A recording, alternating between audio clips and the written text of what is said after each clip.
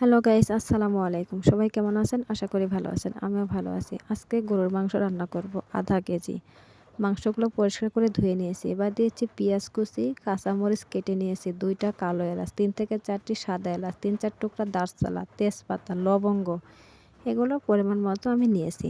মাংসের মধ্যে দিয়ে দিলাম। এবারে দিছি আদা, রসুন এবং জিরা বাটা। সম্পূর্ণ মশলা আমি ব্লেন্ডারে করি। বাটাতে খুবই কম মশলা করি।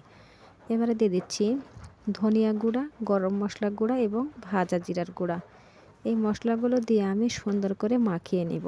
আমি হাত দিয়ে মাখাতে পারি না, আমার হাত খুব জ্বালা পোড়া করে।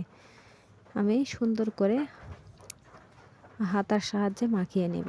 এবারে দিয়ে দিলাম পরিমাণ মতো সরিষার তেল, লবণ, হলুদ, মরিচের গুঁড়া সম্পূর্ণ পরিমাণ মতো আমি দিয়ে দিয়েছি। কালারটা মাশাআল্লাহ অনেক সুন্দর হয়েছে। কিছু মনে করবেন না, আমার পরিবারে সদস্য সংখ্যা খুবই কম, সেজন্য আধা কেজি মাংস হলে আমাদের 2 দিন চলে যায়। এই যে দেখুন, আমি রাইস কুকারের মধ্যে মাংসগুলো দিয়ে দিলাম, অল্প পরিমাণে পানিও দিয়ে দিয়েছি।